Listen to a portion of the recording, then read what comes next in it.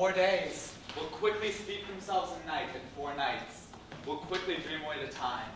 And then the moon, like to a silver bow new bent in heaven, will behold the night of our solemnities. Go, Philostrate! Stir up the Athenian youth to merriment, awake the pert and nimble spirit of mirth, turn melancholy forth to funerals, the pale companion is not for our pomp.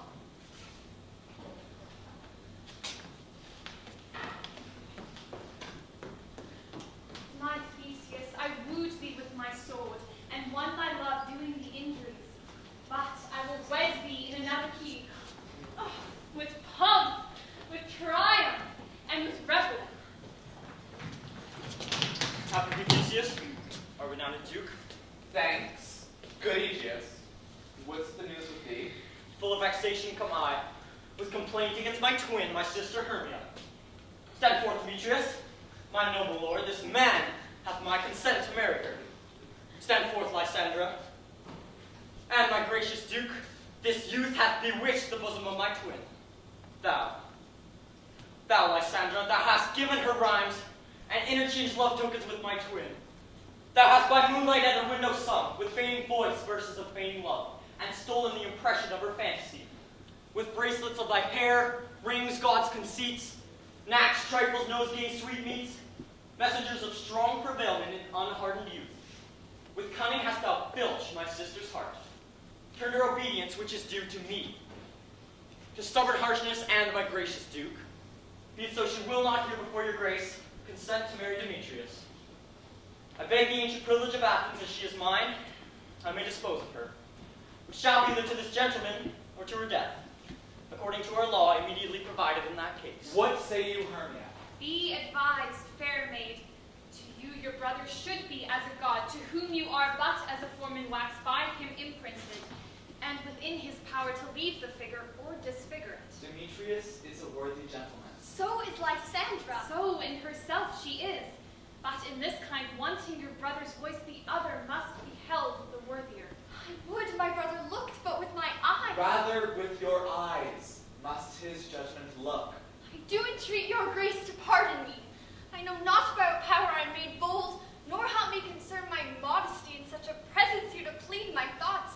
But I beseech your grace that I may know the worst that may befall me in this case, if I refuse to wed Demetrius. Either to die the death, or to abjure forever the society of all. Therefore, fair Hermia, question your desires. Know of your youth, examine well your blood. So will I grow, so live, so die, my lord, ere I will yield my virgin patent up unto his lordship, whose unwishing yoke my soul consents not to give sovereignty. Take time to pause. And by the next new moon, the sealing day betwixt my love and you, for everlasting bond of fellowship. Upon that day, either prepare to die for disobedience to your brother's will, or else to wed Demetrius. Relent, sweet Hermia, and Lysandra, yield thy crazy title to my certain right. You have her brother's love, Demetrius. Let me have Hermia's. Do you marry him? Scornful Lysandra, true he hath my love, and what is mine, my love shall render him. And she is mine, and all my right of her into estate unto Demetrius. I am, my lord, as well derived as he, as well possessed. My love is more than his. My fortunes every way as fairly ranked, if not with advantage as Demetrius's. And which is more than all these boasts can be, I am beloved of beauteous Hermia. Why should not I then prosecute my right? Demetrius, I'll avouch it to his head, made love to Neda's daughter Helena, and won her soul. And she, sweet lady, dotes, devoutly dotes in idolatry upon this spotted and inconstant man. I must confess, I've heard so much. But Demetrius, come, and come, Egeus, you shall go with me. I have some private schooling for you both. For you, fair Hermia, look you arm yourself to fit your fancies to your brother's will. Or else the law of Athens yields you up, which by no means we may extenuate, to death, or to a vow of single life. But come, my Hippolyta, what cheer my love? Demetrius, Egeus, come along. With duty and desire we follow you.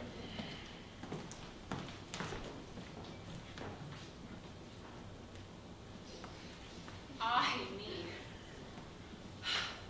For aught that I could ever read, could ever hear by tale or history, the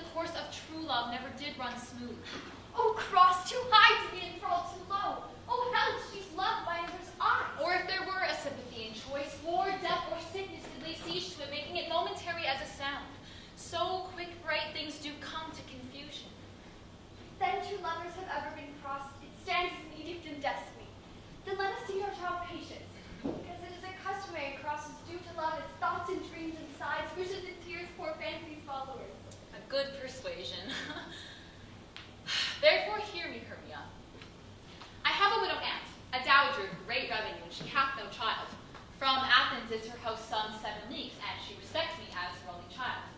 There, gentle Hermia, may I marry thee, and to that place the sharp Athenian law cannot pursue us. If thou lovest me then, steal forth thy brother's house tomorrow night, and in the woods a league without the town, where I did meet thee once with Helena to do observance to a morn of May. There will I stay for thee. My good Lysandra, I swear to thee by Cupid's strongest bow, in that same place thou hast appointed me, tomorrow truly will I meet with thee. Oh, keep promise, love. Look, here comes Helena. Godspeed, fair Helena, whither way? Oh, you me fair. That fair again unsay. Demetrius loves your fair. Oh, happy fair. Your eyes are lodestars, and your tongue sweet air, more tunable than largest shepherd's ear. Sickness is catching, oh, where fingers sown. Yours would I catch, fair Hermia, ere I go. My ear should catch your voice, my eye your eye, my tongue should catch your tongue's sweet melody. Were the world mine, Demetrius being baited, the rest I give to be to you translated. Oh, teach me how you would, with what art you sway the motion of Demetrius' heart. I frown upon him, yet he loves me still. Oh, that your frowns would teach my smile such skill. I give him curses, yet he gives me love. Oh, that your prayers, my prayers could such affection move. The more I hate, the more he follows me. The more I love, the more he hateth me. His folly, Helena, is no fault of mine. But your beauty, would that fault were mine. Take comfort, he no more shall see my face. Lysandra and myself will fly this place. Before the time I did Lysandra see Athens as a paradise seemed. Oh, then what graces in my love do dwell, that she hath turned a heaven unto hell. Helen, to you our minds we will unfold. Tomorrow night, when Phoebe doth behold her silver visage in the watery glass, decking with liquid pearl the bladed grass, a time that lovers' flights doth still conceal, through Athens' gates we have devised to steal. And in the wood where often you and I upon faint primrose beds were wont to lie, there emptying our bosoms of our counsel sweet, there my Lysandra and myself shall meet. And thence from Athens turn away our eyes to seek new friends in stranger companies. Farewell, sweet playfellow, pray thou for us, and true love grant thee thy delusion. Keep word, Lysandra, starve our sight from lover's food till tomorrow deep midnight. I will, my Hermia. Helena, adieu. As you on him, Demetrius dote on you.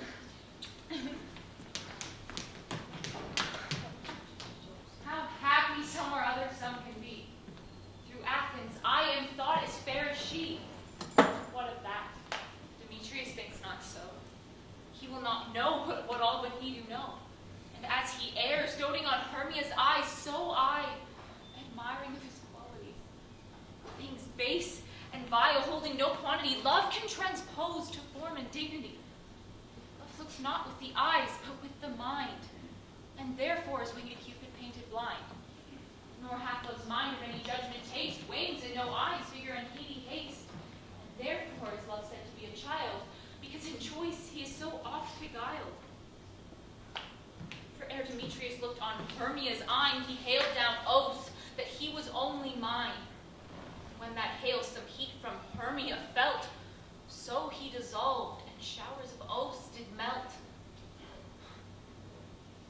I will go tell him of fair Hermia's flight. Then to the wood will he tomorrow night pursue her, and for this intelligence, if I have thanks, it is a dear expense. But herein mean I to enrich my pain, to have his sight thither and back again.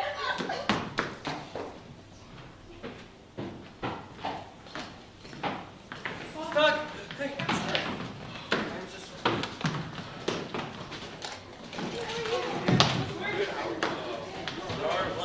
Is all our company here? Hey, you're best to call them generally, man by man, according to the script. Here is the scroll of every man's name, which is thought fit through all Athens to be played in our interlude before the Duke and Duchess on his wedding day at night. First, good pipe Quince, say what the play treats on. Then read the names of the actors, so grow to a point. Married. Our play is the most lamentable comedy and most cruel death of Pyramus and Theseus. A very good piece of work, I assure you, and a merry. Now, good piper Quince, call forth your actors by the scroll. Masters, spread yourselves. Answer as I call you. Nick Bottom the plumber. Ready. Name what part-time for, and proceed. You, Nick Bottom, or sat down filler? Pyramus. What is Pyramus? A lover or a tyrant? A lover who kills himself, most gallantly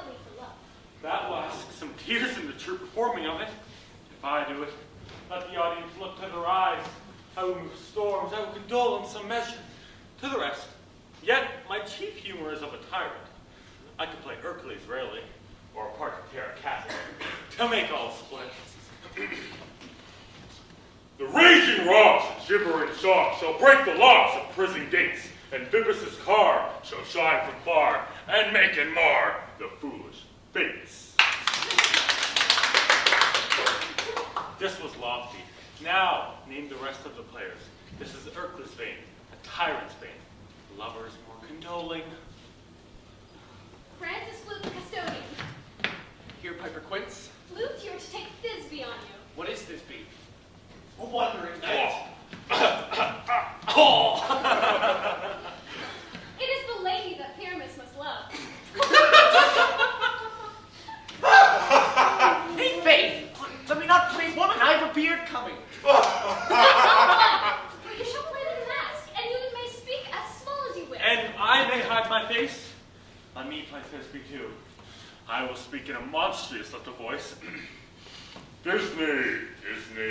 Hi, Pyramus dear. Disney dear. A lady dear. No, you must play Pyramus, and Flute, you Thisbe. Well, proceed. Robin Starveling the minor. Here, Piper Quince. Robin Starveling, you are to play Thisbe's mother. Tina Snout, Wait. the electrician. Here, Piper Quince. You, Pyramus' father. Myself, Thisbe's father. Snug the carpenter. You, the lion's part, and I hope here is a play well fitted.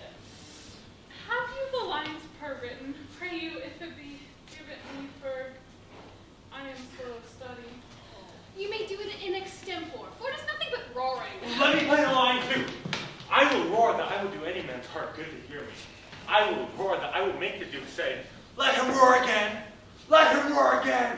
Rah! Rah! And you should do it too terribly. You would fright the Duchess and the ladies, that they would shriek, and that were enough to hang us all. Oh, that would hang us. Everybody stop. I grant you, friends, if I should frighten the ladies out of their wits, they would have no more discretion but to hang us. But I will aggravate my voice so that I will roar you as gently as any sucking dove. I will roar you for any nightingale. You can play no part but Pyramus. For Pyramus is a sweet-faced man, a proper man, as one shall see in a summer's day, a most lovely gentleman-like man. Therefore you must needs play Pyramus. Well, I will undertake it. What beard were I best to play it in? Why, what you will. But masters, here are your parts, and I'm to entreat you, request you, and desire you to come them by tomorrow night and meet me in the palace woods, a mile without the town, by moonlight. There we will rehearse, for if we meet in the city, we shall be dogged with company, and our devices known. In the meantime, I will draw up a bill of properties, such as our play wants. I pray you, fail me not. We will meet. There we will rehearse most obscenely and courageously. Take pains.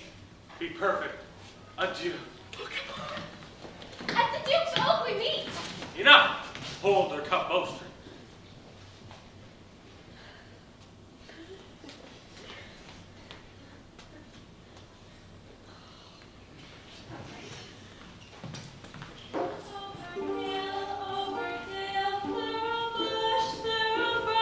Over park, over pale,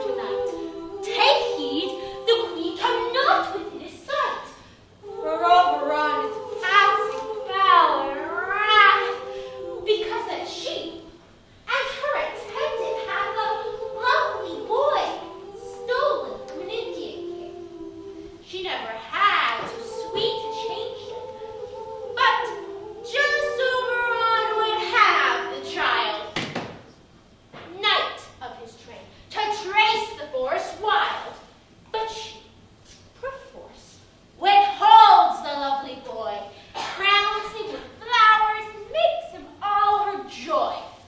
And now they never meet in grove or green by fountain clear or spangled starlight sheen. But they do swear that all their elves for fear creep into acorn cups and hide them there. Robin Goodfellow,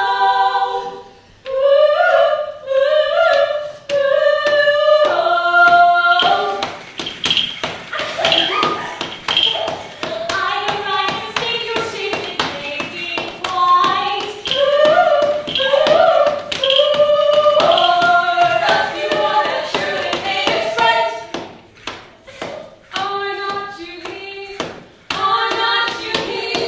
Are not you he?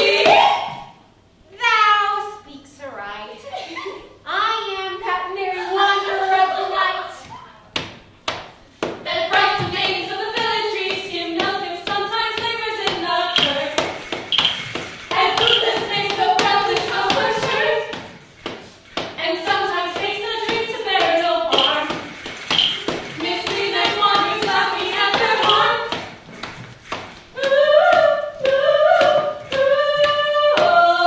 Are not you he? Are not you he? Are not you he?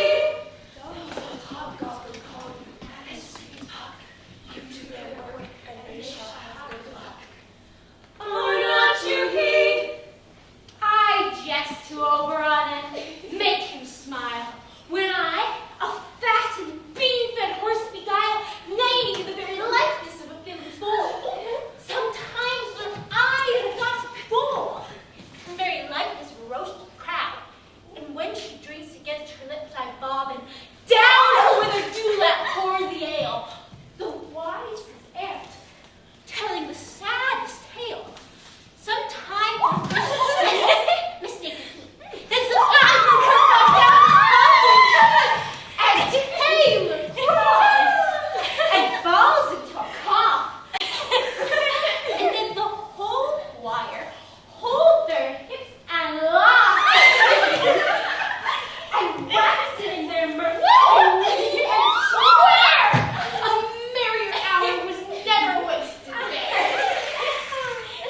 But, room, fairies, here comes Oberon, and here my mistress would that he were gone. Filament by moonlight, proud Titania. What? Jealous Oberon. Fairies, skip hence. I have forsworn his bed and company. Carey, rash wanton. Am not I thy lord? Then I must be thy lady. But I know when thou hast stolen away from fairyland, and in the ship of Corin sat all day, playing on pipes of corn, and versing love to amorous Hippolyta. Why art thou here, come from the farthest steppe of India? But that, forsooth, the bouncing Amazon, your buck-skinned mistress and your warrior love, to Theseus must be wedded, and you come to give their bed joy and prosperity. How canst thou thus? For shame, Titania. Glance at my trade with Hippolyta, knowing I know thy love to Theseus. These are the forgeries of jealousy, and never, since the middle summer spring, met we on hill, in dale, forest, or mead, by paved fountain or by rushy brook, or on the beechen margent of the sea, to dance our ringlets to the whistling wind. But with thy brawls thou hast disturbed our sport. Therefore the winds, piping to us in vain, as in revenge, have sucked up from the sea contagious fogs, which, fallen in the land, hath every pelting river made so proud that they've overborne their continents. The spring, the summer, the child in autumn, and the winter hath changed their wonted liveries, and the mason world, by their increase, now knows not which is which. And this same progeny of evils comes from our debate, from our dissension. We are their parents and original. Do you amend it then? It lies in you. Why should Titania cross her Oberon? I do but beg a little changeling boy to be my henchman. Set your heart at rest. The fairyland buys not the child of me. His mother was a votress of my order, and in the spiced Indian air by night, full often had she gossiped by my side, and sat with me on Neptune's yellow sands, marking them barking traders on the flag. When we had laps the sails conceived, and broken, bellied with the wanton wind, which she, with pretty and with swimming gait following, her wound then rich with my young squire, would imitate and sail upon the land, to fetch her trifles, and return again, as from a voyage rich with merchandise. But she, being mortal, of that boy did die, and for her sake I do rear up her boy, and for her sake I will not part with her. How long within this wood intend you stay? Perchance till after Theseus' wedding day, if you will patiently dance around and see our moonlight troubles. Go with us. If not, shun me, and I will spare your haunts. Give me that boy, and I will go with thee. Not for thy fairy kingdom. Fairies, away. We shall die downright if I longer stay. Well, go thy way. Thou shalt not from this grove till I torment thee for this injury. My gentle Puck, come hither. Thou rememberest, since once I sat upon a promontory and heard a mermaid on a dolphin's back uttering such dulcet and harmonious breath that the rude sea grew civil at her song, and certain stars shot madly from their spheres to hear the sea maid's music. I remember. That very time I saw, but thou couldst not, flying between the cold moon and the earth, Cupid, all armed. Certain aim he took at a fair vestal throned by the west, and loosed his love shaft smartly from his bow as he should pierce 100,000 hearts. That I might see young Cupid's fiery shaft quenched in the chaste beams of the watery moon, and the imperial vultures passing on in maiden meditation, fancy free. Yet marked I where the bolt of Cupid fell. It fell upon a little western flower, before milk white, now purple with love's wound, and maidens call it love in idleness. Fetch me this flower, the herb I showed thee once. The juice of it on sleeping eyelids laid will make our man or woman madly dote upon the next live creature that it sees.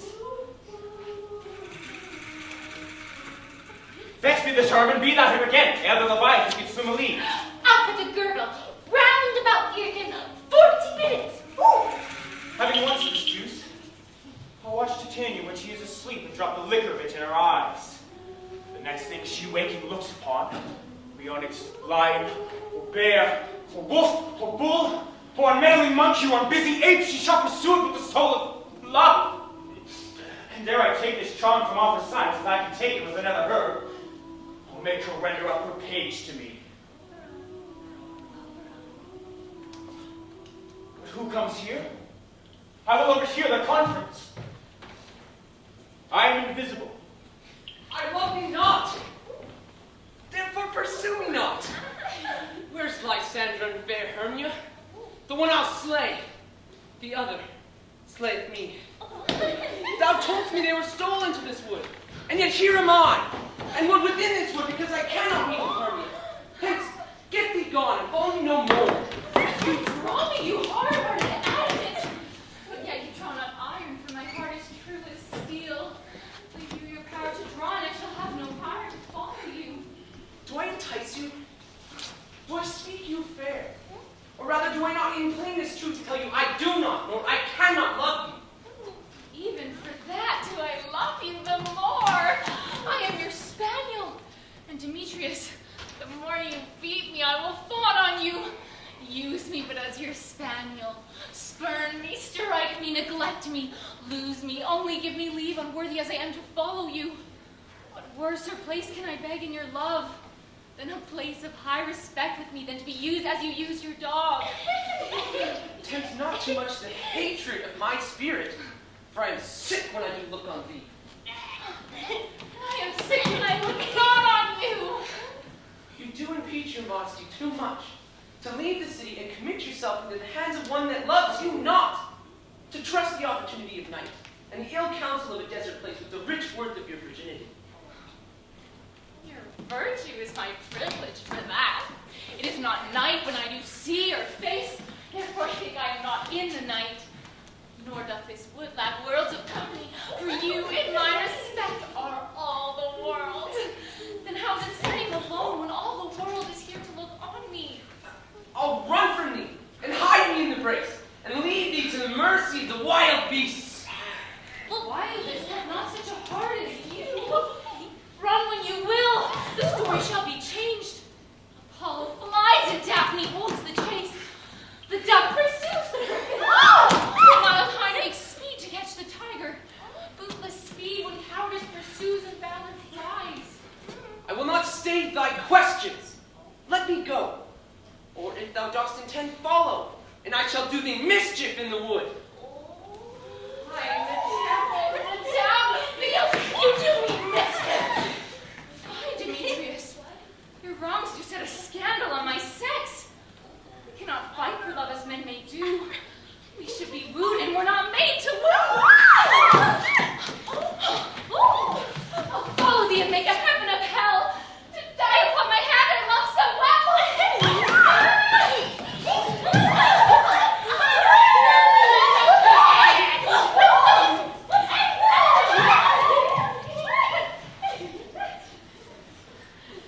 Fare thee well, nymph.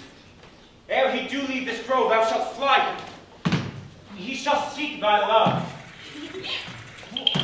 Welcome, wanderer. Hast thou the flower there? Oh, there it is. I pray thee give it me. I know a bank where on the wild thyme blows, where oxlips and the nodding violet grows quite over canopy with luscious woodbine, with sweet musk roses and with eglantine. There sleeps Titania some time of the night, lulled in these flowers with dances and delight. And there the snake throws her enameled skin, weed wide enough to wrap a fairy in. And with the juice of this, I'll streak her eyes and make her full of hateful fantasies. Take thou some of it, and seek through this grove.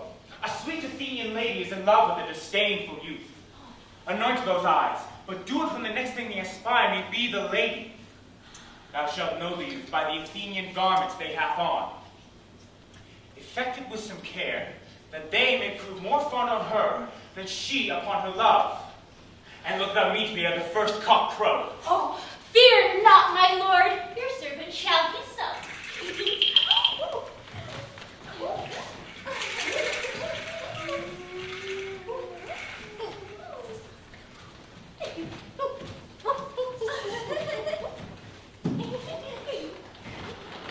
Come, now round you, and a fairy song.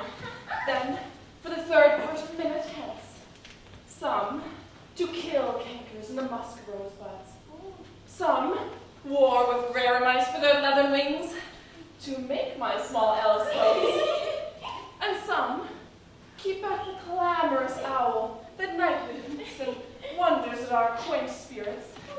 Sing me now sleep, then to your offices, and let me rest.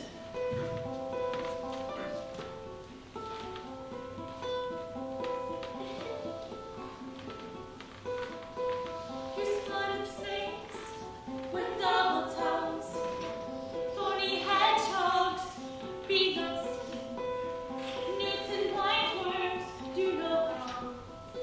Come not here, a fairy queen, fill the mouth with melody, sing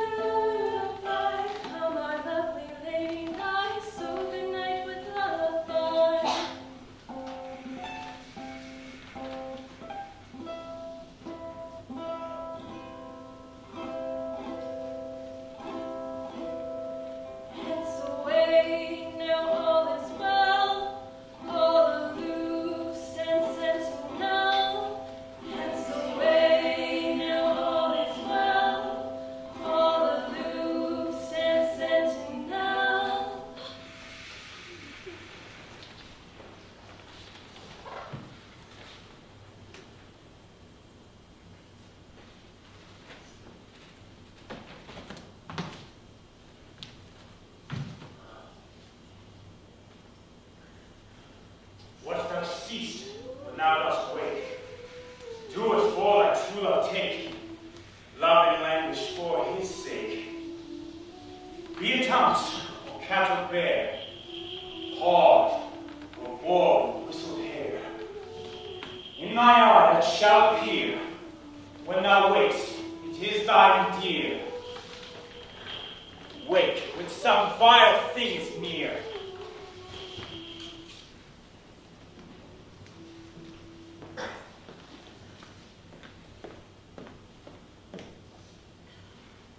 Fair love, you faint with wandering in the wood. And to speak troth, I have forgot our way. We'll rest us, Hermia, if you think it good, and tarry for the comfort of the day. Be it so, Lysandra, lie down in bed. Or I upon this bed will rest my head. One turf shall serve as pillow for us both. One heart, one bed, two bosoms, and one troth. Nay, good Lysandra, for my sake, my dear life, further off, do not yet lie so near. Oh, take the sense sweet of my innocence. Love takes the meaning in love's conference. I mean that my heart unto yours is knit, so that but one heart we can make of it. Two bosoms intershaded with an oath, so then two bosoms and a single troth.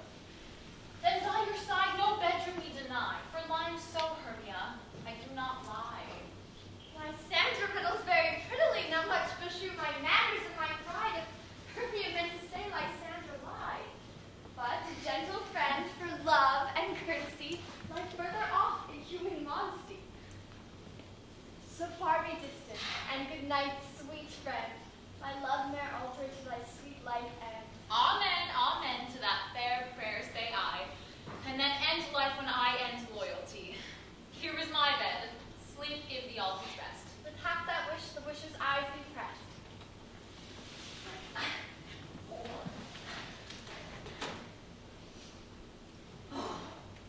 Through the forest have I gone, but a Athenian found I none, on whose eyes I might have proved this flower's force in stirring love. Night and silence. Who is here? Weeds of Athens she doth wear. This is she, my master said. Oh, despised Athenian maid! And here the maiden, sleeping sound on the dank and dirty ground. Okay. Pretty soul, she durst not lie near this lack love. This kill curses. Chirrup!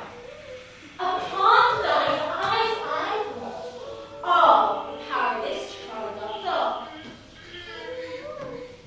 When thou wakest, let love forbid, sleep her seat on thine eyelid. So, awake when I am gone. For now I must to Oberon. Stay, O thou kill me, sweet Demetrius. I charge thee hence, and do not haunt me thus.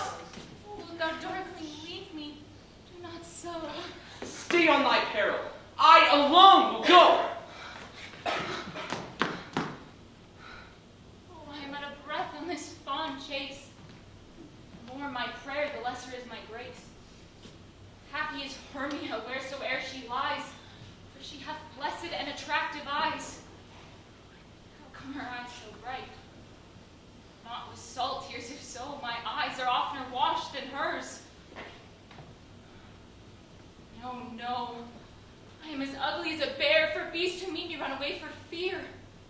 Therefore no marvel though Demetrius do, as a monster, fly my presence thus.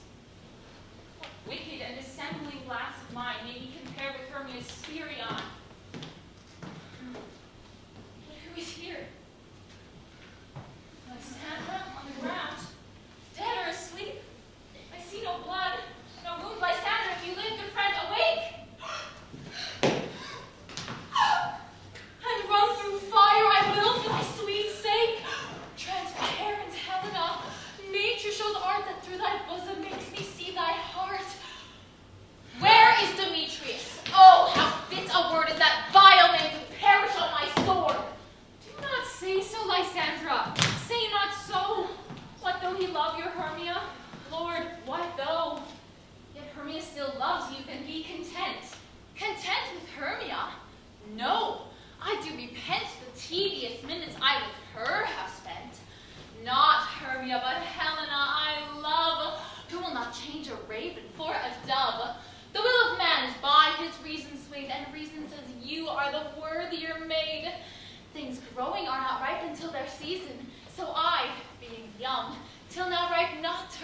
reason. Oh, in touching now the point of human skill, reason becomes the marshal to my will and leads me to your eyes, where I o'erlook love stories written in love's richest book. Wherefore was I to this keen mockery born? When at your hands did I deserve this scorn? It's not enough. It's not enough, my friend, that I did never, no, nor never can deserve a sweet look from Demetrius' eye. And you must flout my insufficiency? Good troth, you do me wrong, good sooth. You do in such disdainful manner me to woo. But fare ye well. Perforce I must confess I thought you one of more true gentleness. Oh, that a lady of one man refused could of another therefore be abused. Oh. She sees not Hermia. Hermia, sleep thou there, and never mayest thou come Lysandra near. For as a surfeit of the sweetest things, the deepest loathing to the stomach brings, so thou, my surfeit and my heresy, of all be hated, but the most of me. And all my powers address your love and might, to honor Helen, and to be her knight.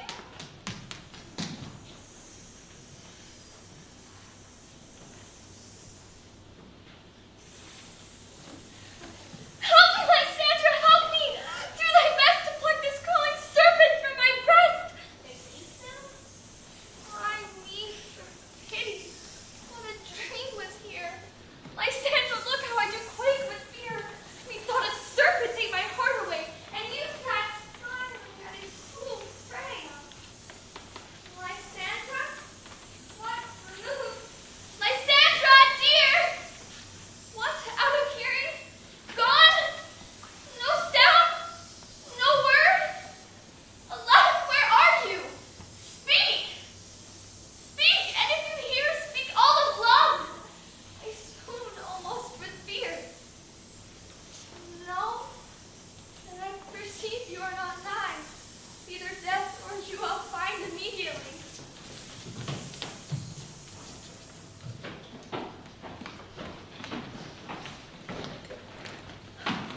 Are we all met? Pat Patton, here's a marvelous convenient place for our rehearsal. This green plot shall be our stage. Back half and break our tiring house. And you will do it in action, as we will do it before the Duke. Piper Quince, What sayest thou, Wolfbottom? there are things in this comedy of Pyramus and Thisbe that will never please. First, Pyramus must draw a sword to kill himself, which that the ladies cannot abide. How answer you that? By your Lincoln and parlous fear. I believe we must leave the killing now when all is done. Not a whit. I have advice to make all well. Write me a prologue, and let the prologue seem to say that we will do no harm with our swords, and that Pyramus is not killed indeed. And for the better more assurance, tell them that I, Pyramus, not Pyramus, but Bottom the plumber, this will put them out of fear. Well, we will have such a prologue, and it shall be written in 8 and 6. No! Make it 2 more. Let it be written in 8 and 8. Will not the ladies be afeard of the lion? I fear it, I promise you. Masters, you ought to consider with yourselves to bring in shielders. A lion among ladies is the most dreadful thing, for there is not a more fearful wildfowl than your lion living, and we ought to look to it. Therefore, another prologue must tell she is not a lion. Nay, I must name my name, and half my face must be seen through the lion's neck, and I myself must speak through, saying thus, or to the same effect, ladies, or fair ladies. I would wish you, or request you, no, entreat you, not to fear, not to tremble. For if you think I come hither as a lion, no, I am no such thing. I am a man as other men are. There indeed, I must name my name and tell them plainly I am Snug the carpenter. That may be then. That is fine. But there are 2 hard things. Let us bring moonlight into a chamber, for, as you know, Pyramus and Thisbe did meet by moonlight. Stop the moonshine the night we play our play? Oh, a calendar! A calendar! Look in the almanac! Find out moonshine! Find out moonshine! Yes, it dropped shine that night. Well, then we may leave a casement at the great chamber window open where we play, and the moon may shine in at the casement. Aye, or else one must come in with a bush of thorns and a lantern and says he comes to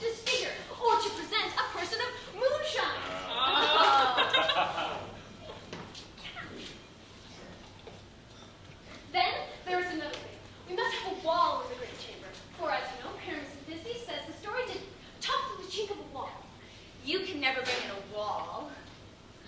What's it you thought of? Well, someone or other must present wall, and let her have some loam or plaster or rough cast about her to signify wall, and let her hold her fingers thus through that cranny shell. Here, mister, this be whispered.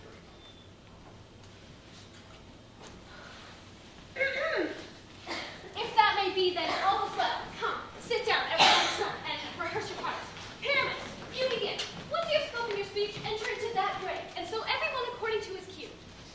What heaven homespuns have we swaggering here? So near the cradle of the fairy queen. What? A play toward? I'll be an auditor, an actor too, perhaps, if I see cause. Ooh. Speak, Pyramus. Thisbe, stand forth. Thisbe, the flowers of odious savor sweet. Odors, odors. Odors, odors, savor sweet. So hath my breath, my dearest Thisbe dear. But hark, a voice! Stay thou but here a while, and by, I will to thee appear. A stranger Pyramus, then, airplane here. Must I speak now? I marry must you, for you must understand that he goes but to see a noise he heard, and is to come again. Most radiant Pyramus, most lily-white of hue, of color like red rose on triumphant briar, most risky juvenile, most lovely Jew, as truest horse, that yet would never tire. I'll be thee, Pyramus, and many stew. 9 is 2, man. Why, you must not say that yet. That you say in answer to Pyramus. You say all your parts at once, cues and all. Pyramus! Enter! Your cues past! It is never tire! Most radiant Pyramus, most the truest horse that yet would never tire. If I were fair, fair Thisbe. I'll follow you. I'll lead you down path. Through bog, through bush, through grave, through briar. Sometime a horse, sometime a hound, a hog, a headless bear. Sometime a fire, and neigh, and bark, and grunt, and roar, and burn like horse, hound, bear, fire, and turn. Why do they run away? This is a knavery of them to make me a fear. This is to make an ass of me, if they could. But I will not stir from this place. Do what they can. I will walk up and down here, and I will sing. That they hear I am not afraid. The elves so cocked, so black of hue, with orange tawny bill. The throstle with his notes so too, the wren with little quill. What? Angel wakes me from my flowery bed. Finch the sparrow and the lark, the flame so cocked to break.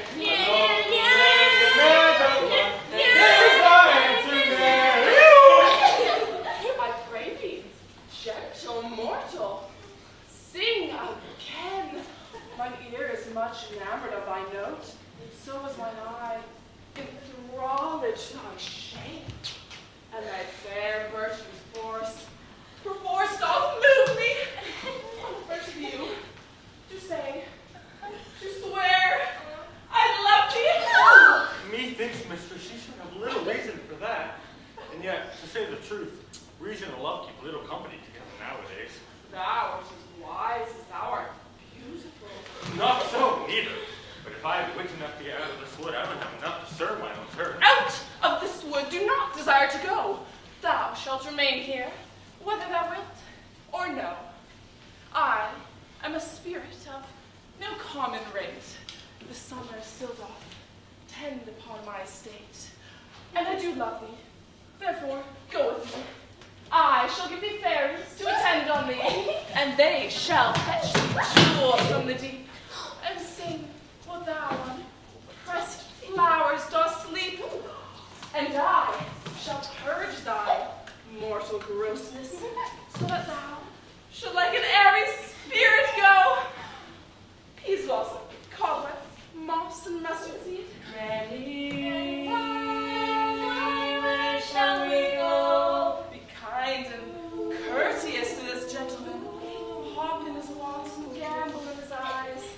Feed him with apricots and dewberries, with purple grapes, green figs, and mulberries. The honey bags steal from the humblebees, and for night tapers, crop their waxen thighs and light them at the fiery glowworm's eyes.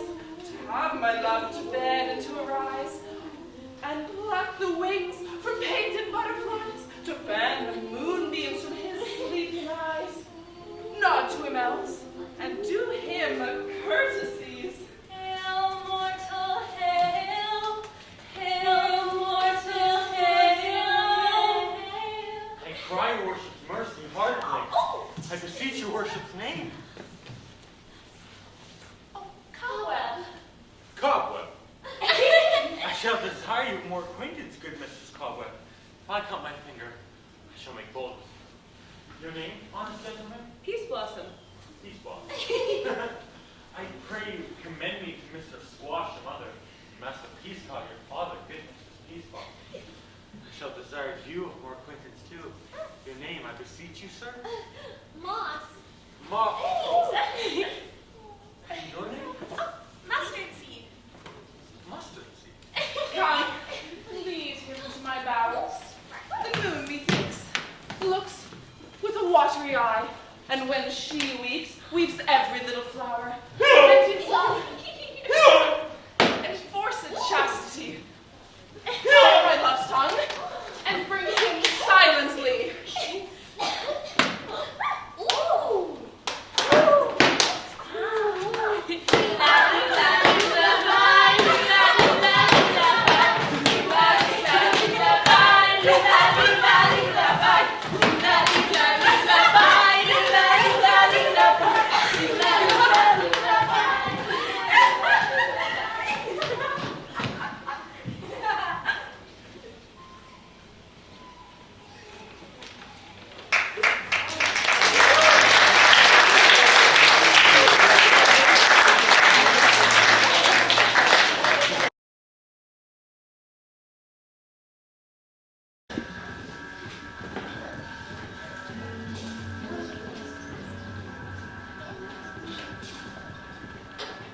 I wonder if Titania be awaked, and what it was that next came in her eye, which she must dote on in extremity.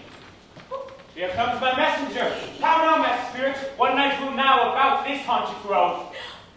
My mistress, with a monster, is in love. Near to her close and consecrated bower, while she was in her dull and sleeping hour, a crew of patches, rude mechanicals, that work for bread upon Athenian stalls, were met together to rehearse a play intended for great Theseus' nuptial day. And the shallowest, thick skin of their barren sort, whom Pyramus presented in their sport, forsook his seat and entered in a break, when I did him at this advantage take. An ass's null, a thick set upon his head, anon this we must be answered.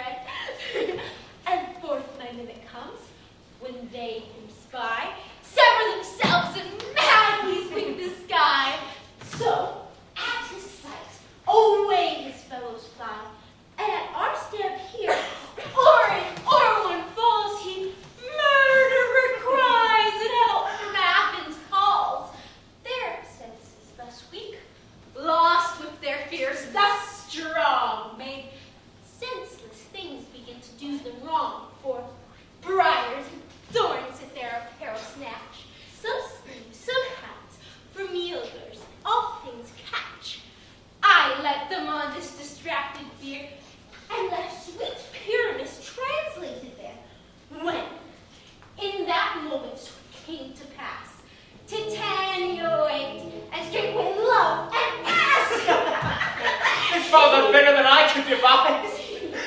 But hast thou yet latched the Athenian's eyes with the love juice, as I did bid thee do?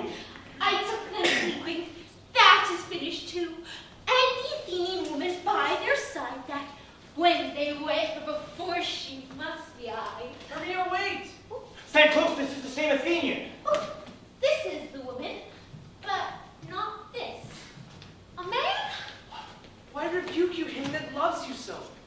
Lay breath, so bitter, on your bitter foe. Now I betide that I should use thee worse, for thou, I fear, hast given me cause to curse. If thou hast slain Lysandra in her sleep, being shoes in blood, plunge in the deep and kill me too. It cannot be but thou hast murdered her. So should a murderer look so dead, so grim. So should the murdered look, and so should I, pierced through the heart with your stern cruelty. Yet you, the murderer, look as bright, as clear, as yonder Venus in her glimmering sphere. What's this to my Lysandra? Where is she? Ay, good Demetrius, wilt thou give her me? I'd rather give her carcass to my hounds. Out, dog! Out, cur! Thou try'st to pass the bounds of maiden's patience. Hast thou slain her then? Henceforth never be numbered among men. Oh, once tell true, even for my sake. And durst thou have looked upon her being awake? And hast thou killed her sleeping? Oh, brave touch!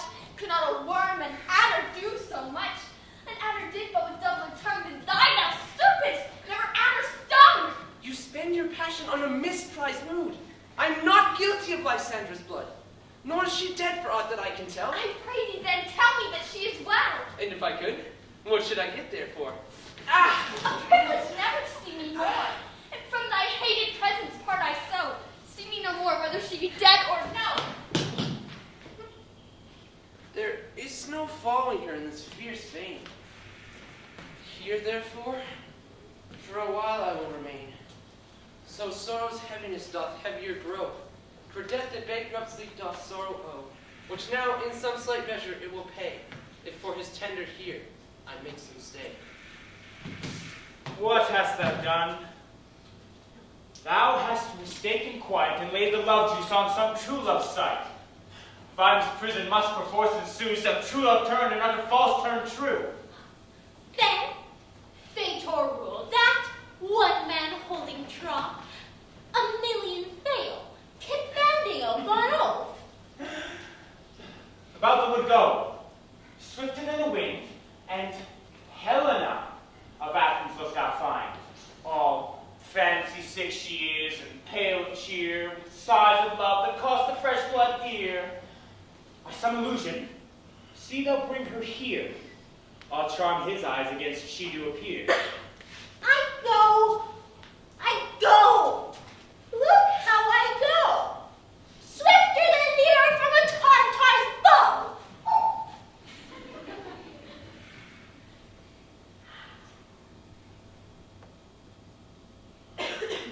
Flower of his purple god, hit with Cupid's archery, sink an apple of his eye.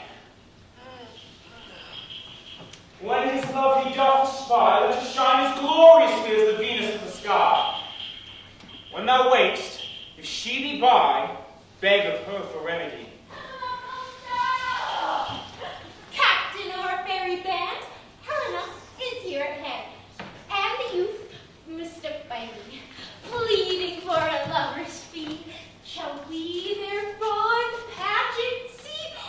Oh, Lord, what fools these mortals be. Stand aside, the noise they make will cause Demetrius to wake. Oh, then will two at once woo one. That needs be sport alone, and those things do best please me that befall preposterously. Why should you think that I should woo in scorn? Scorn and derision never come in tears. Look, when I vow, I weep, and vow so born. In that nativity, all truth appears. How can these things in me seem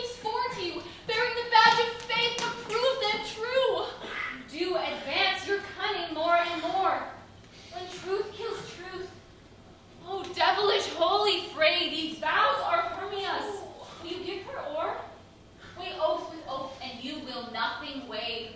Your vows to her and me put in two scales will even weigh, and both as light as tails. I had no judgment when to her I swore, nor none in my mind. Now you give her o'er. Demetrius loves her, and he loves not you. Oh, Helen, goddess, nymph, perfect, divine.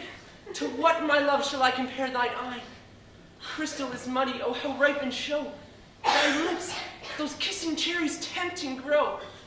That pure congealed white, high toward snow, fanned with the eastern wind, turns to a crow when thou hold'st up thy hand. Oh, let me kiss this princess of pure white, this seal of bliss.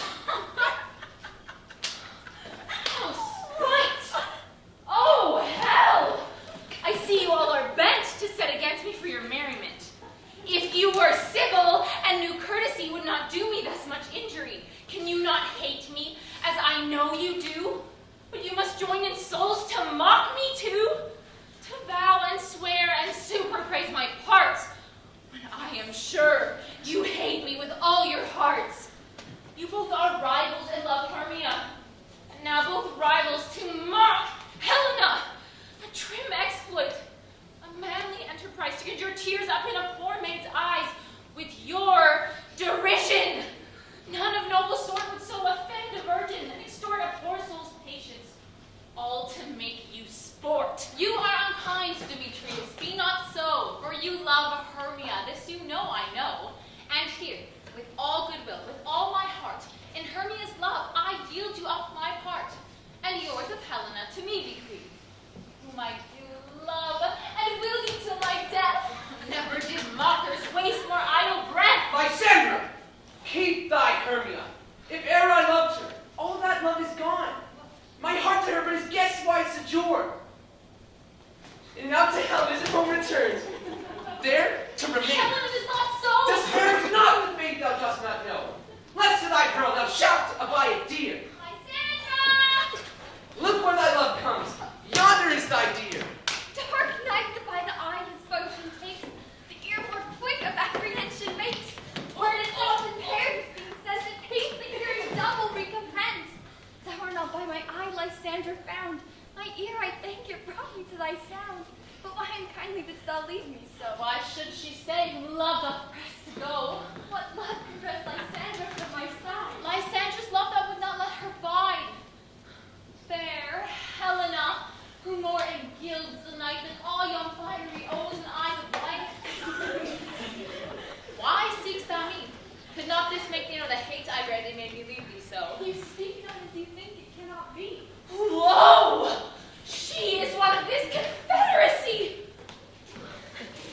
Now I perceive it, we all agree, to fashion this false sport in spite of me. Injurious Hermia, most ungrateful maid, have you conspired? Have you with these contrived to bait me with this foul derision? Is all the counsel we two have shared, the sisters' vows, the hours that we have spent when we have chid the hasty put a time of parting us? Oh, is all forgot? School-age friendship, childhood innocence? We, Hermia, like two artificial gods, have with our needles created both one flower, both on one sample, both sitting on one cushion, both warbling of one song, both in one key, as if our hands, our sides, our voices and minds had been corporate. So we grew together like to a double cherry seed, parted, but yet in union and partition, two lovely fairies molded on one stem, but yet one heart. And will you rend our ancient love asunder in joining them, in scorning your poor friend? 'Tis not friendly, 'tis not maidenly. Our sex, as well as I, may chide you for it, though I alone do feel the injury. I am amazed at your passionate words. I scorn you not, it seems that you scorn me. Have you not set Lysandra, as in scorn, to follow me and praise my eyes and face? And made your other love, Demetrius, who even but now did spurn me with his foot, to call me goddess, nymph, divine, rare, precious, celestial. Wherefore speaks he this of her he hates? And wherefore doth Lysandra deny your love, so rich within her soul, and tender me, for sooth. Affection, but by your setting on, by your consent. What though I be not so in grace as you, so hung upon with love, so fortunate, but miserable most, to love unloved. This you should pity rather than despise. I understand not what you mean by this. I do persever, counterfeit, sad looks, make mouths at me when I turn my back, wink each at other. Hold the sweet chest up. This sport, well carried, shall be chronicled. If you had any pity, grace, or manners, you would not make me such an argument. But fare you well. 'Tis partly my own fault, which death or absence soon shall remedy. Stay still, Helena. Hear my excuse, my love. If she cannot entreat, I can compel. Thou canst compel, no more than she entreats. Thy threats have no more strength than her weak prayers. Helen, I love thee. By my life I swear by that which I will lose for thee to prove him false that says I love thee not. I say, I love thee more than she can do. If thou say so, withdraw and prove it too. Quick, come. Lysandra! Where is she tangled in? Away, you wretched girl! Hang off the pants of vile things! Let me try to shake thee from me like a serpent! Why are you grown so rude? What changes this sweet love? My love! Out! Foolish female, out! Out! Loathed medicine, oh! Hated potion heads! Do you not jest? Yes, sooth, and so do you, Demetrius. I will keep my word with you. I would I had your bond, for I perceive a weak bond holds you. I will not trust your word. What? Should I hurt her, strike her, kill her dead? Although I hate her, I'll not harm her so. What? Can you do me greater harm than hate? Hate me? Wherefore? Only what news, my love? Am I not Hermia? Are you not Lysandra? I'm as fair now as I was erewhile. Since night you loved me, yet since night you left me. Why then you left me in earnest, shall I say? Aye, by my life, and never did desire to see thee more. Therefore be out of hope, of question, doubt. Be certain, nothing truer. 'Tis no jest that I do hate thee. And love Helena. Oh, me! You juggler! You can't want them! You thief of love! Why have you cut my neck and stolen my love's heart from her? It is faith. Have you no modesty? No maiden shame? No touch of bashfulness? What? Will you tear impatient answers from my gentle tongue? I buy you counterfeit. You puppet, you puppet! Why so? Aye, that way goes the game. Now I perceive that she hath made but compare between our statures. She hath urged her height, and with her personage, her tall personage, she hath forsooth prevailed with him. And are you grown so high in his esteem, because I am so dwarfish and so low? How low am I, thou painted maypole? Speak! How low am I? I am not yet so low, but that my nails can reach into thine eyes! I break you! Though you mock me, gentle friends, let her not hurt me. I was never cursed, I have no gift in all unshrewishness. Let her not strike me. Perhaps you think she is something lower than myself that I Lower her again! Hermia, do not be so bitter with me. I evermore did love you, Hermia, never wronged you, and never keep your counsels saving to that love. And to Demetrius, I told him of yourself in this wood. He followed you. For love, I followed him. He had chid me hence, and threatened me, to strike me, spurn me, nay, to kill me too. Now, so will you let me quiet go to Athens till I bear my holy back and follow you no further? Let me go. You see how simple and how fond I am. Why, get you gone! Who is that hinders you? A foolish heart that I leave here behind. What with Lysandra? With Demetrius. Demetrius! Be not afraid, she shall not harm me, Helena. No, no, she shall not. Though you take her part. She is angry, she is keen and shrewd. She was a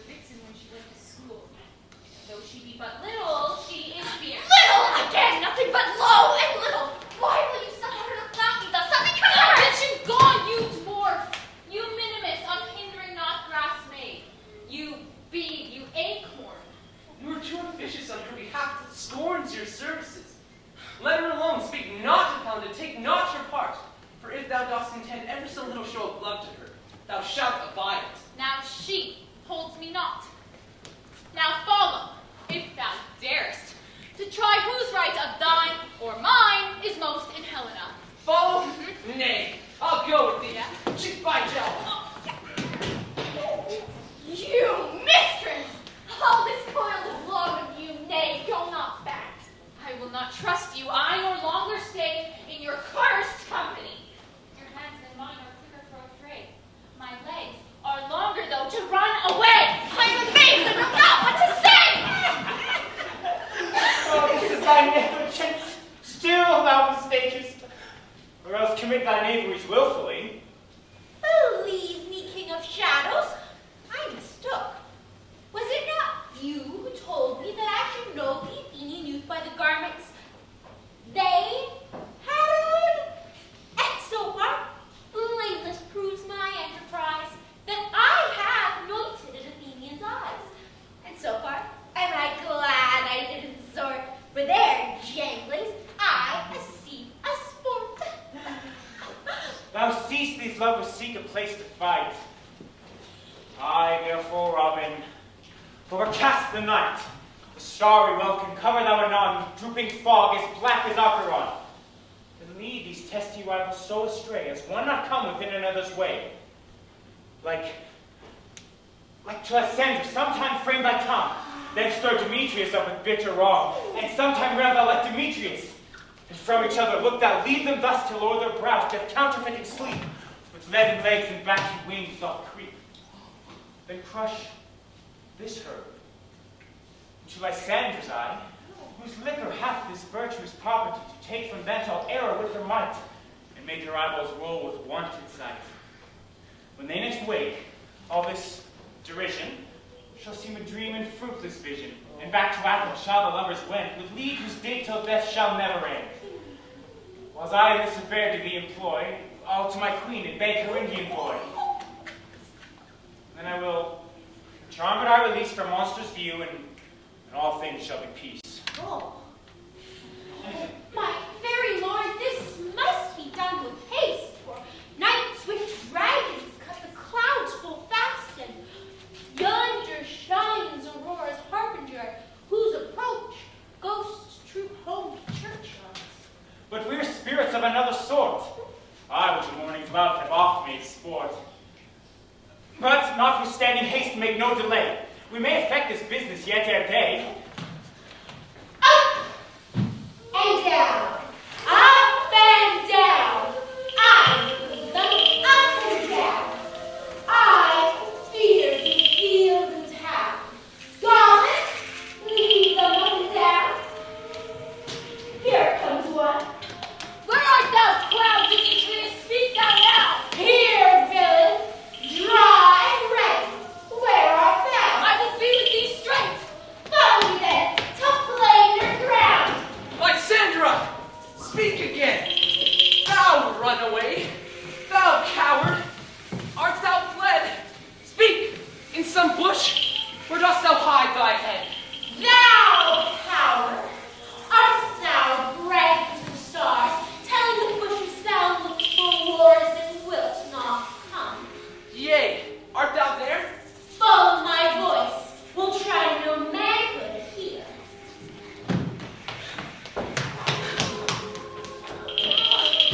He goes before me and still bears me on. When I come where he calls, then he is gone. The villain is much lighter heeled than I.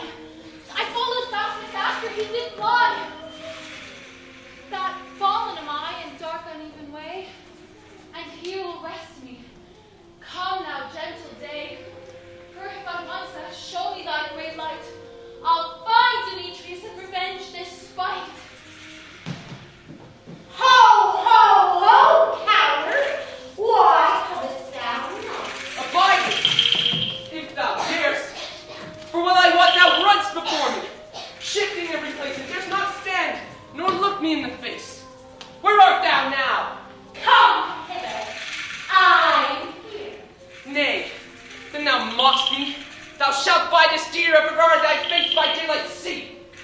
Now faintest constraineth me to measure out my length on this cold bed. By day's approach, the two be visited.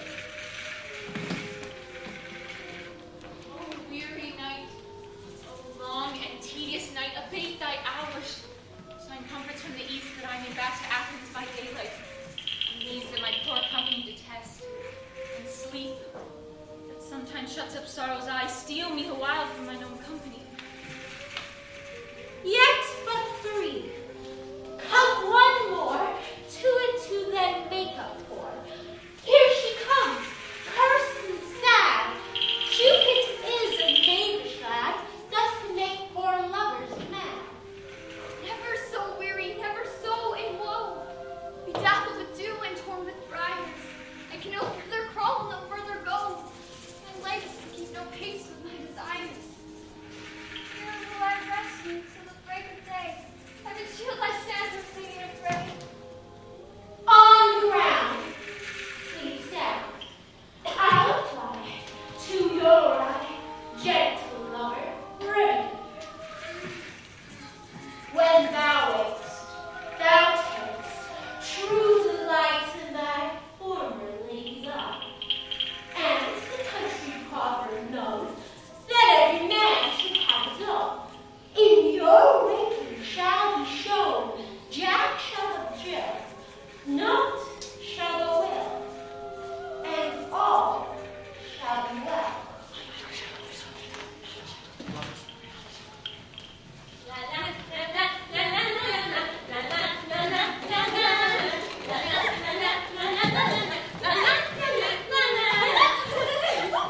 Come, sit me down upon this flowery bed, while I thy amiable cheeks do coy, and stick musk roses on thy sleek, smooth head, and kiss thy fair large ears, my gentle joy. Where's Peace Blossom? Scratch my head, Peace Blossom. Where's Monsieur Cobweb? Monsieur Cobweb, good Monsieur, get you your weapons at hand and kill me. A red-head tumblebee on top of a thistle. And bring me the honey bag, Monsieur, and good Monsieur, have a care the honey bag break not, for I would be loath to have you overflown with the honey bag. Where's mustard seed? Oh, ready. Give me your meat mustard seed, I pray you, leave your curtsy. What's your will? Nothing. To help cavalry cobweb to scratch. I must to the barber's, Monsieur, for methinks I am marvelously hairy about the face. And I am such a tender ass that if my hairdo would tickle me, I must scratch. What? Wilt thou hear some music, my sweet love? I have a reasonable good ear in music. Let us have the tongues and the bones. Or say, my sweet love, what thou desires to eat? Truly, a peck of provender. I could munch your good dry oats. Methinks I desire to eat what will pay. Good hay, sweet hay, half no fellow. I have a venturous fairy that shall seek the squirrel's hoard and fetch thee new nuts. I'd rather have a handful or 2 of dried peas. But I pray you, let none of your people stir me. I have an exposition of sleep come upon me. Sleep thou, and I shall wind thee in my arms.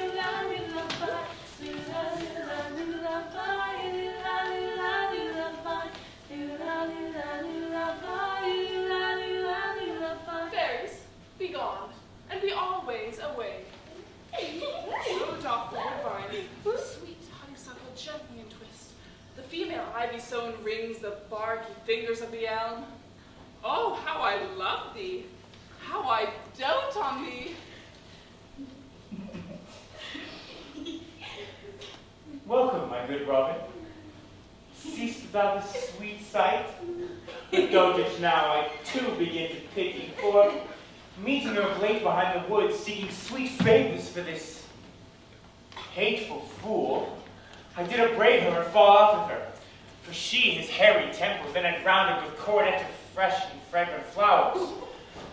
When I had my pleasure taunted her, and she in mild terms begged my patience, I then did ask of her changeling child, which straight she gave me, and her fairy sent to bear him to my bower in fairyland. And now I have the boy, I will undo this hateful imperfection of her eyes, and gentle Puck, take this transformed scalp from off the head of this Athenian swain, that he awaking when the other do may all to Athens back again repair, and think no more of this night's accidents, but as the fierce vexation of a dream. But first, I will release the fairy queen.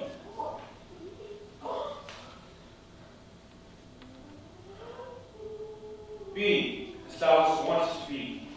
See as thou wast wont to see. Dian's bud, O cupid's flower, hath such force and blessed power. Now, My Titania, wait you, my sweet queen.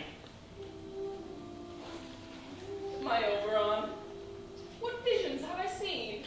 Methought I was never an ass. And by your love. How came these things to pass? Oh, how mine eyes do loathe his visage now. Silence a while. Robin, take off his head. Titania, music call, and strike more dead than common sleep these 5%. Music! Ho! Music, such as charmed sleep. When thou wakest, with thine own fool's eyes, wake. Sound. Oh. Music. Come, my queen. Take hands with me and walk the ground whereon these sleepers be. Now thou and I renew an amity, and will tomorrow midnight solemnly dance to Theseus' house triumphantly, and bless to our fair prosperity. There shall the pairs of faithful lovers be wedded with Theseus, all in jollity. Very king untend and bark, I do hear the morning lark. Then my queen, silent, sad, trip we after night's shade. We the globe compass soon, swifter than the wandering moon. Come, my lord, and in our flight, tell me how it came this night that I, sleeping here, was found with these mortals on the ground.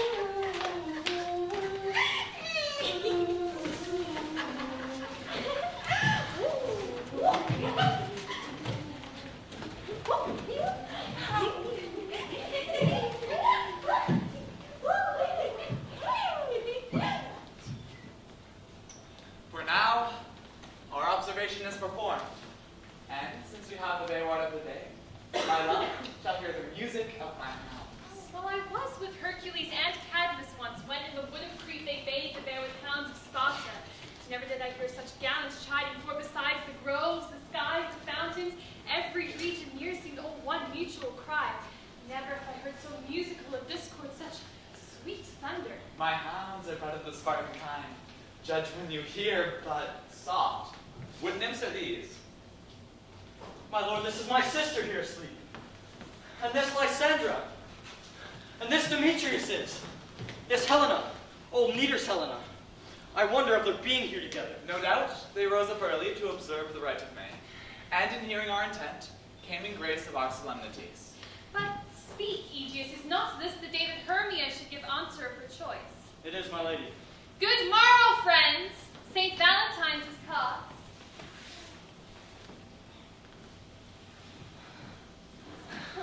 Begin these woodbirds, but to couple now. Pardon, my lady. I pray you will stand up. I know you two are rival enemies. How comes this gentle concord in the world that hatred be so far from jealousy to sleep by hate and fear no enmity? My lord, I shall reply amazedly, half sleep, half waking. But as yet, I swear, I cannot truly say how I came here. But as I think, for truly would I speak. And now I do bethink you, so it is. I came with Hermia hither. Our intent was to be gone from Athens, where we might without prepare. Enough, enough! My lord, you have enough. I beg the law upon her head. They would have stolen away, they would, Demetrius. Thereby to have defeated you and me. You of your wife and me of my consent that she should be your wife. My friend, fair Helen told me of their stealth, of this their purpose hither to this wood, and I in fury hither followed them. Fair Helena in fancy following me.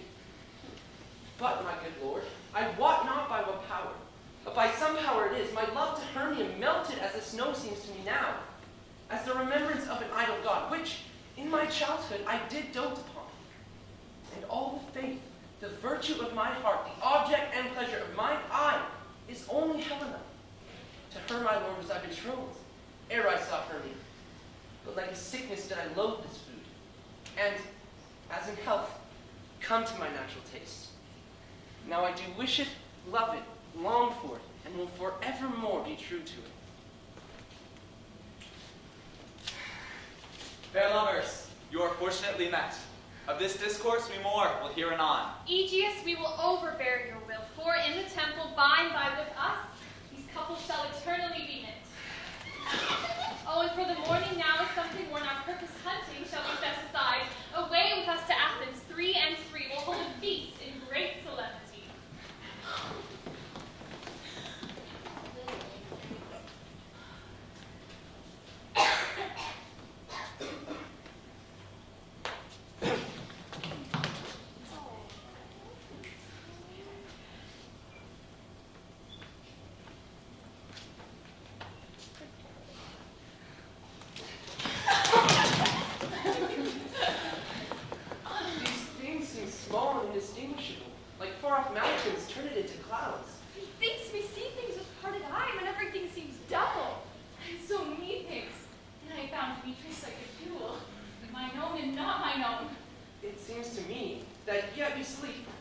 We dreamed.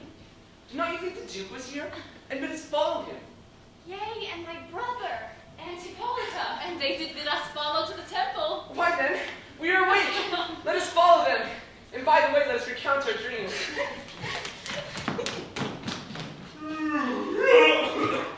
When my due comes, call me, and I will answer. My next is most fair, Pyramid High Ho. Piper Quince, Flute, the custodian, Snout, the electrician, Starveling. God's my life. Stolen Hansen left me asleep. I have had a most rare vision. I have had a dream past a wit of man to say what dream it was. A man is but an ass if you go about to expound this dream. Methought there was a man to say what? Methought I was, and methought I had. Man is but a patch fool if he will off to say what me. I will get Piper Quince to write a ballad of this dream, and it shall be called Bottom's Dream, because it hath no bottom.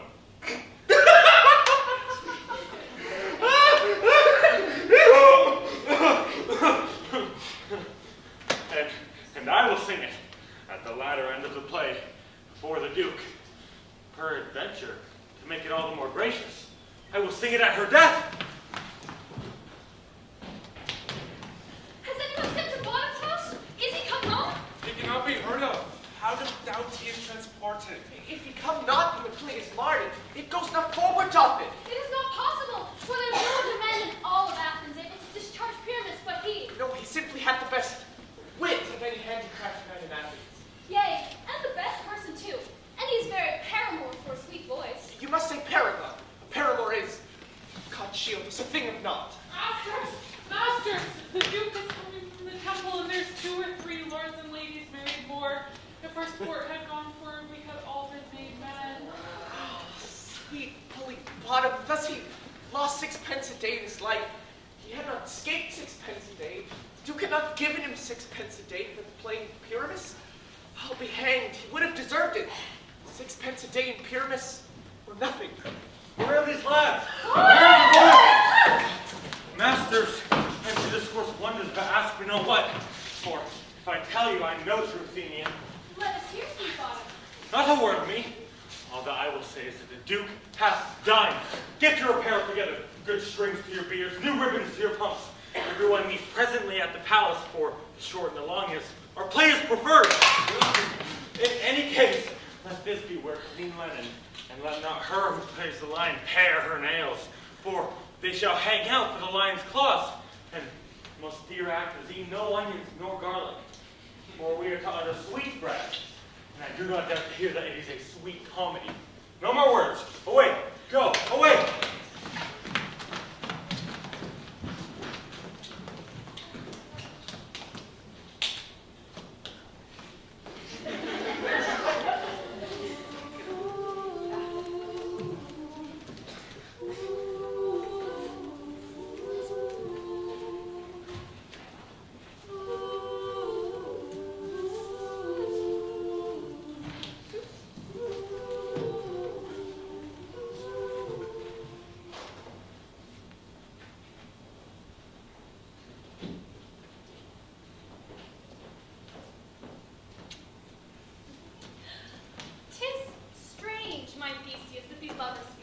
More strange than true. I never may believe these antique fables or these fairy toys. Lovers imagine of such seething brains, such shaping fantasies that apprehend more than cool reason ever comprehends. If it would but apprehend some joy, it comprehends some bringer of that joy. Or in the night, when imagining some fear how easy is a push, suppose a bear.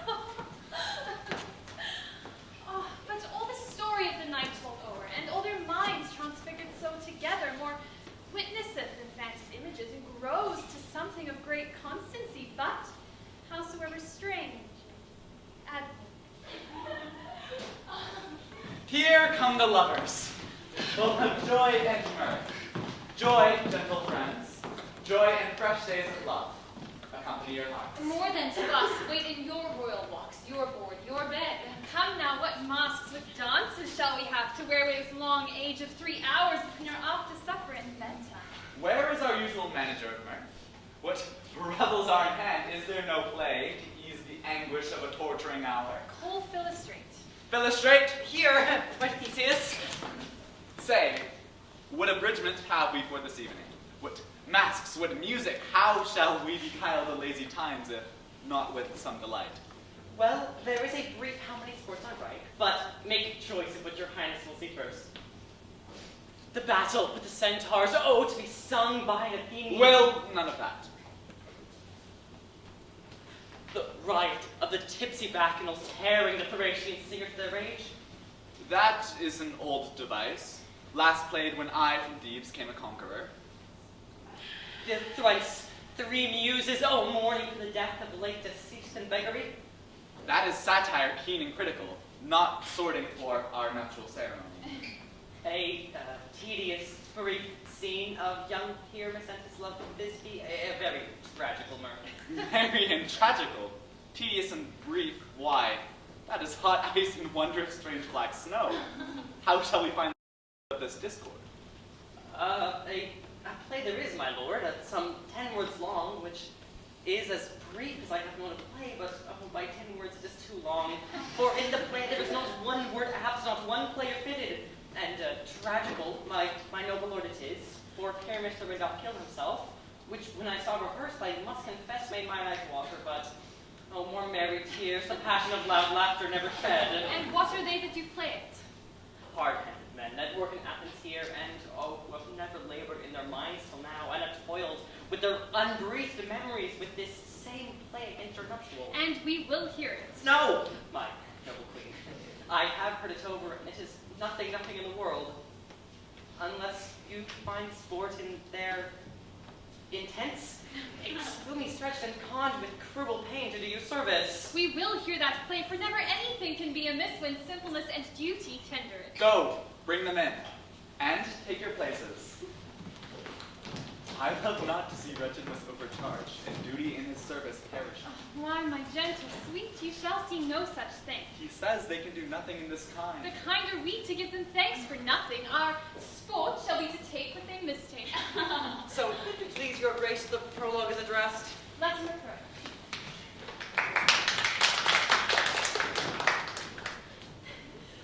If we offend, it is with our goodwill. That you should think we come not to offend, oh, but with goodwill. To show our simple skill, that's the true beginning of our end. We do not come as money to content you, our true intent is. All for your delight, we are not here. That you should hear repent you.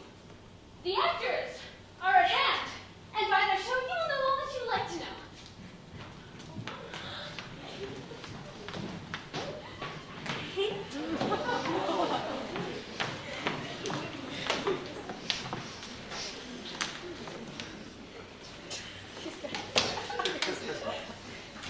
Gentles, perchance you wonder at this show, but wonder on till truth makes all things plain.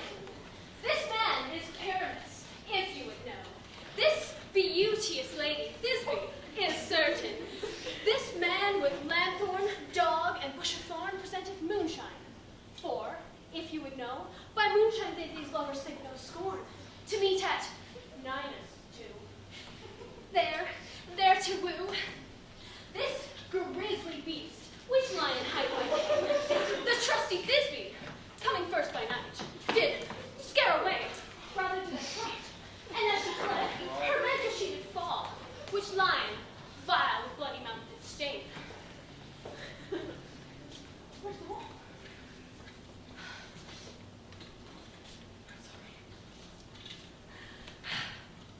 Anon comes Pyramus, sweet youth, and tall, to find his trusty Thisbe mantle slain, whereat with blade,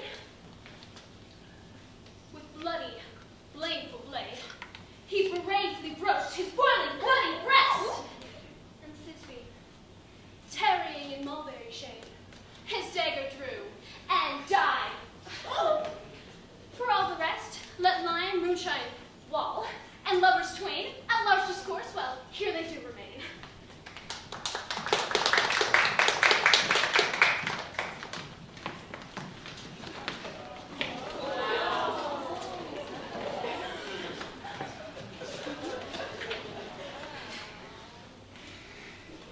In this same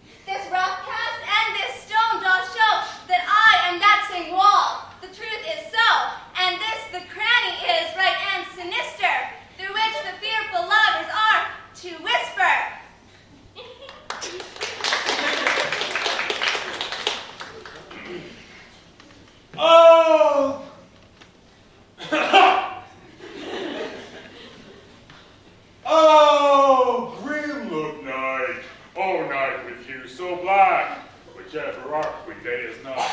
Oh, night, alack, alack, alack. I pray my Thisbe's promises forgot, and thou, O wall, O sweet and lovely wall, that stands between her father's ground and mine. Thou wall, O sweet and lovely wall, show me thy chink to play through with mine eye. Oh, there's no hole. There's no hole. There's no hole.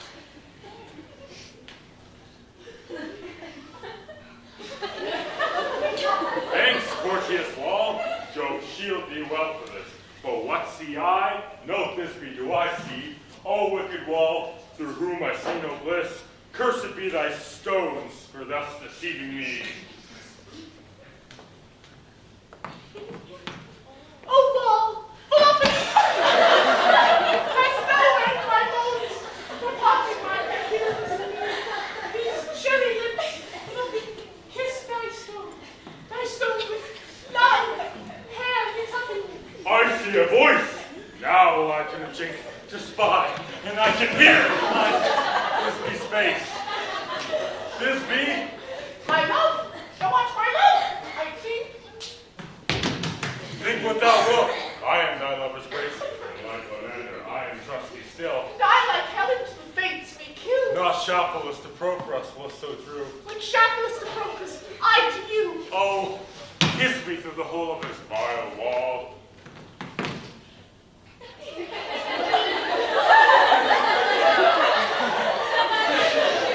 I kiss the wall's hole, not your lips at all. Wilt thou and Nini's too meet me straightway? Tight life, tight death, I come without delay. Thus have I, wall, my part discharged so, and being done, thus wall, away doth go.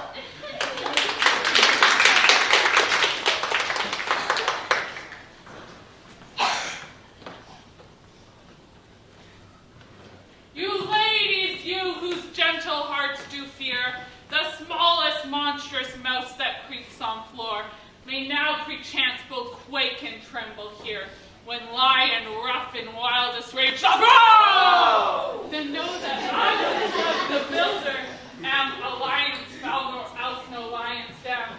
For if I should as a lion come and strike into this place, 'twere pity on my life.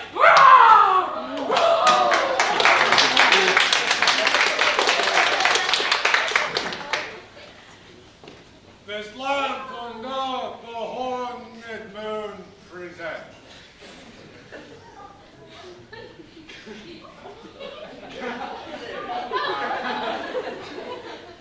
This lamp under the horned moon presents. Myself, the man in the moon, you seem to be. Look! All that I have to say is that this lanthorn is the moon. Myself, the man in the moon. This thorn bush, my thorn bush. And this dog, my... Oh.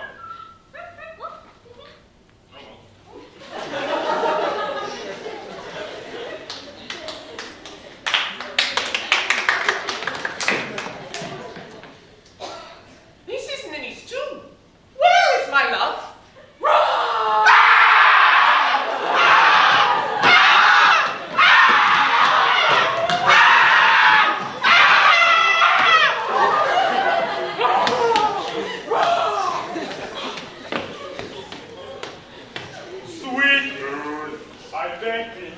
sunny beams, I thank thee, moon, for shining now so bright. For by thy gracious gold and glittering gleams, I trust to take of truest Thisbe's sight. But stay, O spite! But mark, poor knight, what dreadful goal is here? Eyes do you see? How can it be? O dainty duck, O dear! Thy mantle good, what stained with blood? Approach, ye furious fell. O fate, come, cut thread and thrum, quell rush, conclude, and quell. Oh, wherefore, nature, didst thou lie in spring? Since lying thou hast deflowered, my dear, which is no, which was the fairest name that lived, that loved, that light, that looked with cheer.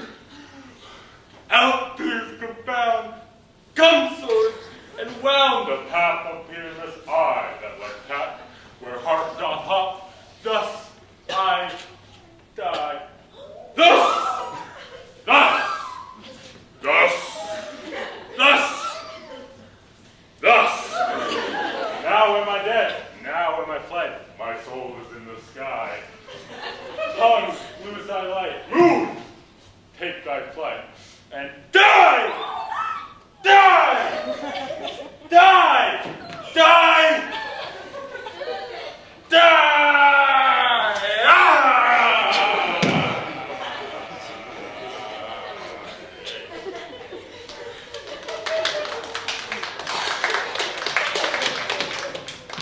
Asleep, my love. What? Dead, my dove.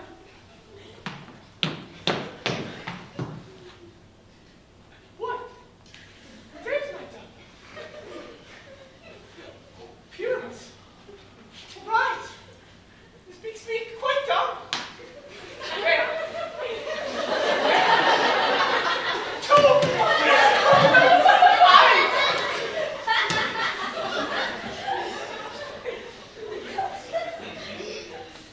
Cherry noses. Yellow cowslip cheeks. We're gone. We're gone! His face low. His eyes.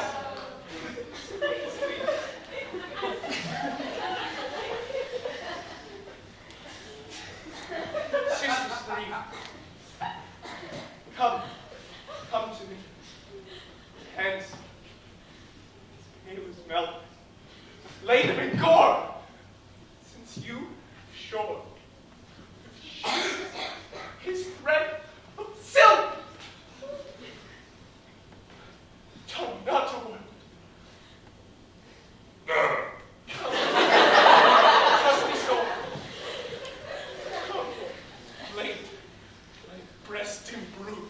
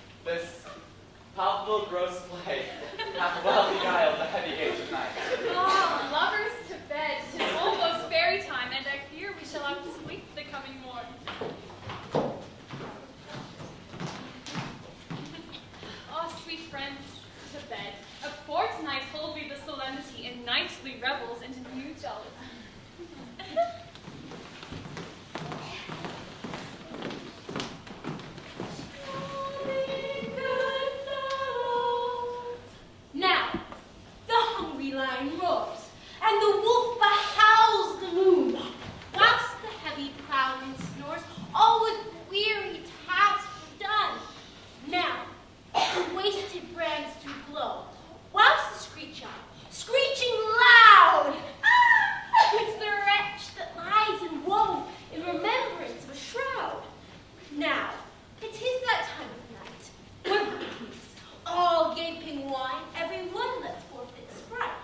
in churchway past the glide, and we fairies that do run by the triple hecates teemed with the presence of the sun, following darkness like a dream. Now a frolic. Not a mouse shall disturb this hallowed house. I am sent with room before to sweep the dust behind the door.